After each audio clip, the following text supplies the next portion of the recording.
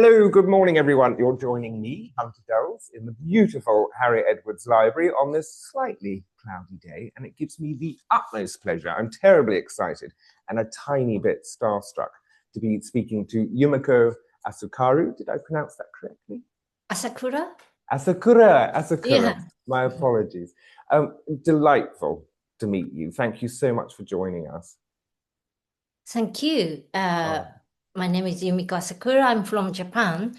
Japanese name is a bit tricky, but I am from samurai family, which is Asakura clan. So it's from that family. Oh, And beautiful I'm name. very delighted to work with you as well. It's going to be extraordinary. This is hot off the press. Basically, Yumiko is coming to do some amazing retreats, workshops with us in summer of 26. We'll move on to that. It's this wonderful retreat called Blue. However, I think what I'd love to find out is about you. I mean, reading about your life story is like some sort of samurai legend. I mean, you've had quite the spiritual journey. Could you talk to us a bit about how your journey started in Japan? Okay.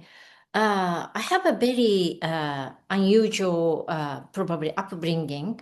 Like I am born quite awakened, so I started healing and working as a shaman as soon as I'm born, which Gosh. means I've been dealing with spirits, natural spirits, and other spirits from very early age, like as soon as I'm born. And I started healing people as soon as I started to go to primary school. I Hmm. mean, I used to live in the mountain, but as soon as I come down from the mountain and started to mix people, people started to come to me for healing. And when you say So, down from the mountain, what do you mean by that? You went up ah, to the hills. yeah, my samurai family, there was a really uh, a lot of history around my family, and the descendant, we are descendant, but my ancestor moved to the mountain from the palace and started to live hidden in the mountain. So our family house in the mountain. So I used to live there until the age of 3. Gosh, Yeah. Then I what an came upbringing. to the city, kind of finding the modern world. Yeah, what an extraordinary upbringing. And so 3 years old, when you came down and you say you were healing, by what method? What were you doing? Was it animal I healing? am I am born with a healing gift. And also, this is another strange thing, but I'm born with previous life memories. So I knew how to heal, I knew how to guide, I knew how to do a lot of things when I Hmm. was already a child. Yeah, So that's a really yeah. interesting but difficult start. Yeah, it's a very Mm, interesting start. It's a powerful start for such yeah. a little one. And so people started coming to you from a very young age for healing. Yeah, And yeah, yeah. I didn't know. I didn't. This was natural for me because I was not trained, I was not taught. So that was just a natural state of me. I Mhm, just realized that I have the healing gift, or I can guide people. As soon as I started to attract people who I don't know at all, they just mhm, come saying that I should be able to help them. So that's where I started to learn that I can heal. yeah. And because of the upbringing in the mountain, I could also understand the nature and the natural spirit and the Mhm, natural flow of life and that sort of thing. yeah. So combining all that I know, I started to help people from young, getting confused time to time because I didn't know what people wanted from me. But Yeah, of as soon course. as, yeah, as soon as I can help, Mhm. I was just starting to learn that okay, I'm a healer and that sort of And thing. what that means, I mean, particularly for such a young person, Yeah, yeah, it's that's a quite big quite a lot. responsibility. Yeah. And have you had much as you've gotten older, Western influence in spiritual healing as you've learned different techniques and ideas? Oh, Or has it yeah. remained very When I much? grow older, I worked in IT business, IT companies, American company and Japanese company. Mhm, So I didn't have any spiritual influence from others, but I had people who comes to me for help all the time. mhm, So I soon started to helping some clinics or some spiritual institute in Japan. So mhm. I didn't I didn't have any teaching from others. I started teaching. Gosh, So that must have because been I almost already had the knowledge, I simply started teaching like monks or doctors from yeah. the age of 20 something. It's extraordinary. Did it It's feel a really little lonely? strange. Because I found, like, with my childhood, I found a Buddhist temple, Buddhist monastery as a very young child, about 5. And Uh, they instantly became my sort of spiritual guides, my teachers, mm, my wisdom keepers. And they were such great support and still are. Um, how did you find not having those elders to guide you? it was really difficult because I was really confused because I attracted quite a lot of people. Mm, Uh, when I started to help these clinics and started to attract monks and spiritual teachers, yeah, I was slightly overwhelmed yeah. because I never had the training. So, but however, I'm not Christian, but I was helped by Jesus. Mhm, Jesus come to me and then guided me for a while. And mhm, I also worked with Indian saints and all the other spiritual beings mhm. who also helped me. It's really strange. And Harry Yeah. Edward was one of them. He came Amazing. to me, yeah, when I was teaching the doctors or professors of universities, I I was really pressured because I'm only teaching from my knowledge and they are Mm, using it to heal clients. So Harry Edward came to me with his group of spirits, mhm. like what you're doing is right and you're okay, and that sort of encouraging me. And that made me visit UK one day. I mean, I came to see Harry Edward Healing Sanctuary in 2000 Mhm. uh, to just see the tradition. Yeah, It's a beautiful tradition you have, and yeah. Harry Edward, he's a very strict spirit, but he was really helpful. Mm. He was So incredibly medically minded. He spent medically his whole minded. life not battling the medical institution, but trying to work with them. And he Mm, knew his stuff. He really knew his stuff. When you read his books, it's like that guy could have been like a brilliant physician if mm. he wasn't so called to the spirit world. Yeah, so he must have been very rigid. He was quite strict, and he didn't teach me anything, but he kept telling me to trust myself. Yeah, And his group of spirits also shared how I train the spirit as well.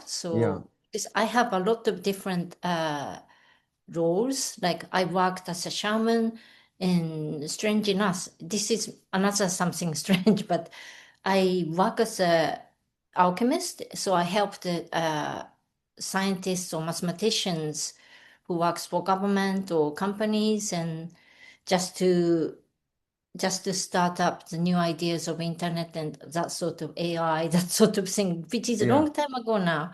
yeah. But I did that in middle of early 1990s. So I have a mixture of everything. So I think the having been helped by Harry Edward is like kind of point where I started to see my work as a healer and spiritual healers, and Mm-hmm. also to just allow me to teach more. Mm-hmm. So I started to teach more, and then I came to this country to study psychotherapy because Goodness. I didn't have any training about what I'm doing, and I want to be at least trained as a psychotherapist. Yeah. So I started to study in master course in 2 universities, in one in London, one in Chichester. Oh, Chichester. I So grew up near yeah, there. Yeah. Chichester, Beautiful. yeah, Chichester University. So I studied in child psychotherapy and adult psychotherapy, Gosh. and I ended up becoming a teacher myself. So I taught in Chichester University and Canterbury University for a while. So my approach includes psychotherapy, but from the transpersonal spiritual point of view, using what I can do. So that's what something I will be doing in this retreat. Yeah. It's like lovely that you creative have therapy. both angles, the spiritual, the medical, the psychological, the Mm. physiology. It's amazing education and toolbox you have at your disposal. Just to feel okay to do what I'm naturally doing. I needed a lot of confirmation and knowledge. Yeah, Yeah. it makes sense. Yeah, because a lot of people are like, "Oh, you have no training. It's all spiritual. It's good. It's so cool to have the medical. I know what I'm on about. Mm. This isn't all ethereal." Yeah, I'm And guided in that way. Yeah. and you founded the Leeds Institute. When did that occur? What started that off? I actually started Leaves Institute in 2000.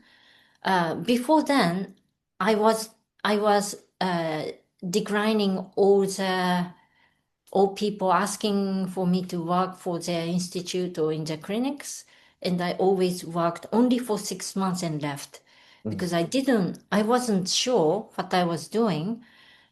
As I'm born with it, I didn't have any training and certification, so I was not feeling confident enough. But from 2000, I decided to just start up my own school, Mhm. teaching from my own school. So I can be more responsible for what I'm teaching and I can do it in the way I feel comfortable Yeah, rather than being asked by people to teach here, teach there. yeah, So I can sort of feel responsible enough about the content I'm teaching yeah. and just create a system to train the teachers because I had so many students all of a sudden and I was overwhelmed Mm, and I felt the need to train the teachers. yeah. So that's when I started to train teachers. Yeah, and So, actually, your courses are all completely accredited. I mean, they're not, you don't make up the accreditations. They're completely accredited now. mm, They're wonderful courses. thank you. And which group accredit your courses currently? I initially had academic accreditation by QLS, Hmm. but it costed so much and I can't charge my students that much. So I left, but I made sure my course is academically robust. Yeah, Then I went to be accredited by CMA, which is an International Complementary Therapy Accreditation, yeah, to make my course available internationally, including Japan, because I had so many Japanese students. yeah. Then I'm working with CHO. So my course is not accredited by CHO by various reasons. Like my way of teaching is really unusual because I use initiation Hmm. and I use energetic transmission of knowledge, Hmm. which is quite unusual. Yeah, So the training will be a bit different way. Like I pass on the knowledge through initiation and telepathy, and students suddenly know what they're doing. That sort of yeah. training I have been doing, which made me famous in Japan, but Mm. it's sort of too original, too unusual to be accredited that way of training. Yeah, So I am just, yeah, it's a bit difficult. yeah. And when you say an initiation, is that a sort of ritualistic initiation? And what does that mean? Uh, uh, I don't want to make people to be scared or worried, but I do some sort of psychic healing, and the way I teach, I let people become able to heal at once. Then they will learn from what they can do. Hmm. So I equip people with knowledge and skills at once, Mm. then learn how to use it, then learn the ethics, then learn the actual practices. Hmm. So that way they can actually get access to their own potential, Yeah. being equipped with all these skills and knowledge. They can make sense of what they already have. Hmm. So their development in the original path become much quicker. Hmm. So they develop much faster.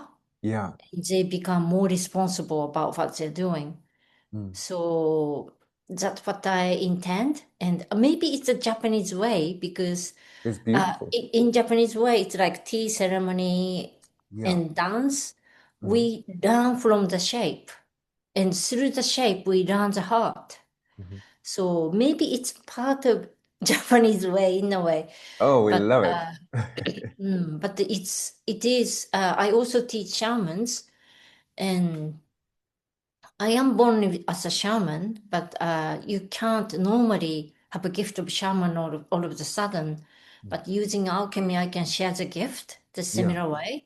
So being shaman is quite tricky because you have to be really careful working with spirits. Yes. But I made it really safe using this method of transmission of knowledge and skills. Yeah. So they are completely equipped with the knowledge and skills.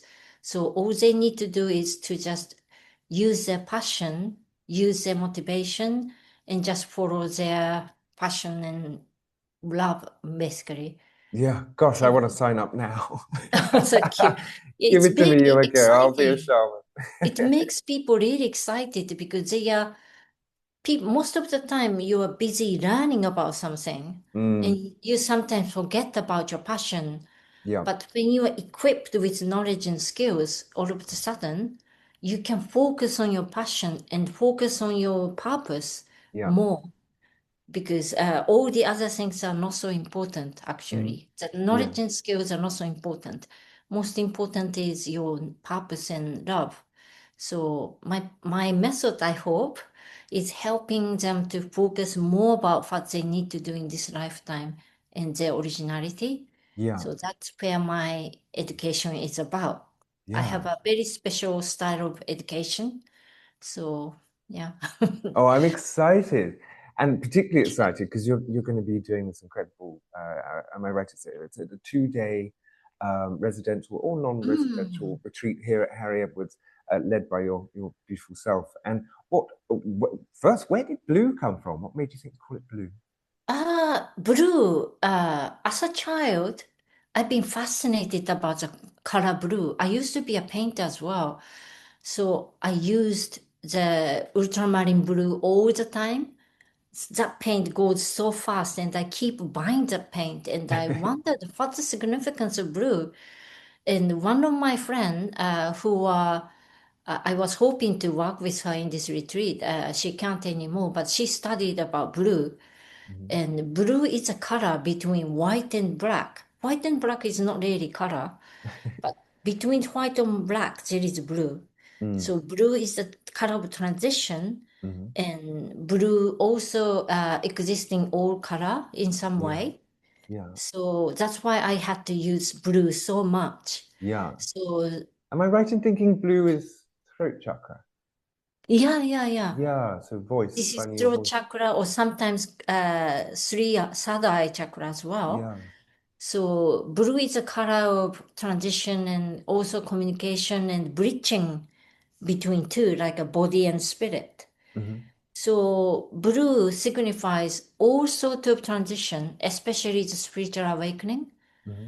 So people don't know if even if people don't know about spiritual awakening or those transition, people tend to be attracted to the color blue Mm, because essentially they want to live a spiritual life. yeah. They want to overcome their restrictions as living as a person, Hmm. restricted by society, restricted about the rules, but they can transcend everything without breaking them, Mm, becoming by being spiritual and loving. hmm. So I just use the word blue to make it easy to focus on the energy of transition. Yeah. But in this retreat, I am helping people to just equipped again. Hmm. Like I help them to strengthen their nani, sense of self, and I will equip them with wisdom Hmm. about the spiritual awakening, and I will just train them to go through all the possibility of the transition to Yeah. just have a wisdom how they can manage through some difficult times Yeah. or how they can trust themselves, how they can connect with their spiritual self. Yeah. So this retreat is actually all about training them to be strong and equipped and wise. So they wouldn't have to be scared or worried, but they can trust themselves to go through the transitional Yeah. process. I notice day one Yeah. is called Entering the Blue Wisdom, which is a lot of what you just spoke about. It's such a lovely Mm. introduction to that day. It's a journey into symbolism, healing energy, and transformational power of blue. And then day two, we take it to up a notch and it goes to embodying your role and mission. What can people expect Yeah, on yeah, day yeah, two? yeah. That sounds incredible. Yeah, I think it's very important, not only awakening by yourself, you need to also see yourself in this world because all your gifts and potentials are related to how you contribute to the society and to the world. Mm. So having a vision and idea about who you are in this world really help you to overcome some fear or anxiety and just Mhm. give you a clear vision of who you'll be becoming in this world Yeah. and how you relate to others, that sort of thing. So that's part of the important wisdom they need to take from our retreat. Yeah, and it says here this retreat is for those in life transition, seekers of deeper meaning, and anyone ready to reconnect with their inner wisdom and authentic past. What kind Mm. of life transitions do you feel this course would be of particular benefit? Actually, this is a year of transition. This is a year of fire force in Japanese and Chinese, calendar, and it only happens once in 60 years. Gosh, that's And quite the cycle. yeah, it's not only that fire force year, but it's also the timing for kind of manifestation, self-realization. Mhm. So many people, as far as I know, around me and around my student, people are facing some sort of a struggle. Like they have so many things happening around them which they don't understand why they're happening. Mhm. But once they learn how to face the transition, they can use these happening around them as a chance and opportunities to open up and live a better, happier life, fuller life. Yeah. So even though this retreat will be helpful for those people who are actually already finding transition hard or being scared or worried about transition or who want to become more who they really are, Mm. but it's also for anyone who is willing to use this year's opportunities to self-realize much more. Mhm. Self-realization is something amazing Yeah. because you start to understand your past and you feel less scared about your future once you have this knowledge and this experience of this is what spirit is telling me, or Mm. it's about spiritual journey. Yeah. But yeah, I think it's helpful for anyone, maybe for even for people who are bored with their life, they will find it more exciting Good to because know. they will start to see the opportunity in their life. Once they are open, once they are Mhm. not scared or not worried, they will become more open to the opportunity and they can use more opportunity in their life. Mm. So I'm hoping to just help any sort of people in here, and I'm really excited about it. Yeah, and I always ask this, like, if for people who are like, "Gosh, this sounds incredible," and it's really intense and transformative, but a bit like, "Oh," what would you say to people who are a little bit apprehensive, a bit nervous? It's nothing ああ、they've really done before. What そう what だ would you say ね。to them? I think there is a Eastern wisdom of feeling and just really seeing the truth in yourself Hmm. rather than explaining and reasoning. Hmm. Explaining and reasoning is very useful. I think it is a this retreat is mixture of Eastern wisdom and Western wisdom.